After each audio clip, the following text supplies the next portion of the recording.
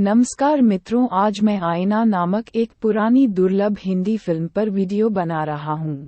आईना 1944 में रिलीज हुई आरडी प्रोडक्शन की एक भारतीय हिंदी भाषी फिल्म थी। इस फिल्म का निर्देशन एसएम यूसुफ ने किया था, जिसमें मुख्य भूमिका में त्रिलोक कपूर, हुस्न बानो, कौशल्या, याकूब, गोप इत्यादि हैं।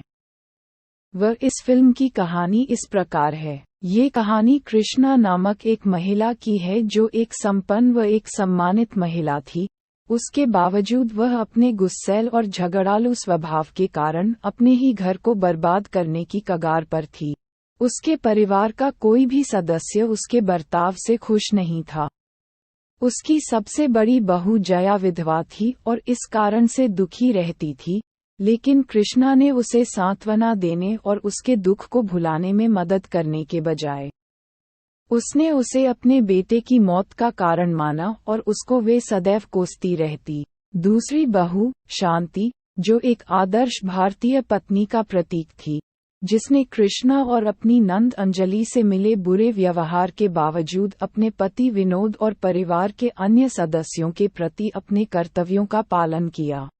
शांति की सराहना और सम्मान करने वाला एकमात्र व्यक्ति उसका छोटा देवर विलास था, जो उसे एक भाई के सच्चे दिल से प्यार करता था।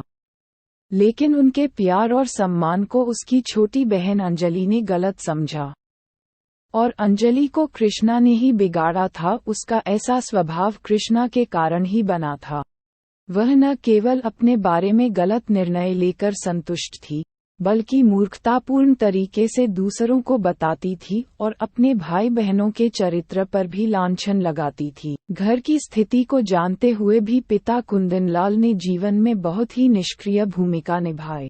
घर में ऐसे माहौल और अशांति से बचने के कारण शांति का पति विनोद हमेशा अपने व्यापारिक दौरे के कारण घर से अनुपस्थित ही रहता था।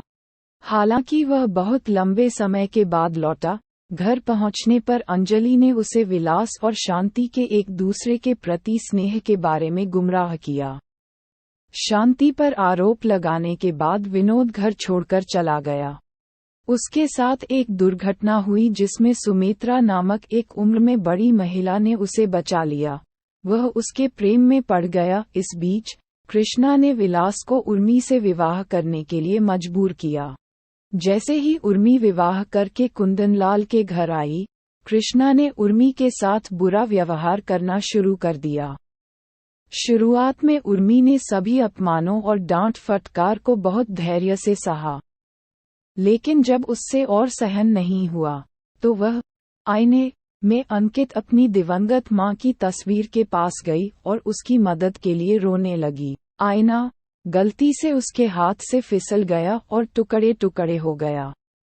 उसे निराशा और आश्चर्य हुआ जब उसने आईने के 4 टूटे हुए टुकड़े देखे, जो दीवार पर लगी 4 तस्वीरों के प्रतिबिंब थे। चांद बीबी, सती सावित्री, अम्बे माता, भारत माता। इसके पश्चात उर्मी ने अपने ससुराल की हालत सुधारने का संकल्प लिया। दूसरी ओर विनोद ने अपनी पत्नी शांति और अपने व्यवसाय की उपेक्षा की। एक शाम विनोद के सचिव ने आकर उसके परिवार को बताया कि विनोद सुमित्रा से शादी करने जा रहा है और उसने 2 लाख का चेक भी जारी किया है, जो कल सुबह 10 बजे से पहले यदि नहीं चुकाया गया तो अनादरित हो जाएगा और हो सकता है कि इस बंगले को भी खाली करना पड़े। अब कुंदनलाल को एहसास हुआ कि भगवान की इच्छा पर भरोसा करना और अपने घर और व्यवसाय के प्रति अपने कर्तव्यों की उपेक्षा करना उनकी मूर्खता थी। उन्होंने चीजों को सही करने का वादा किया और तुरंत अपना कार्य शुरू कर दिया।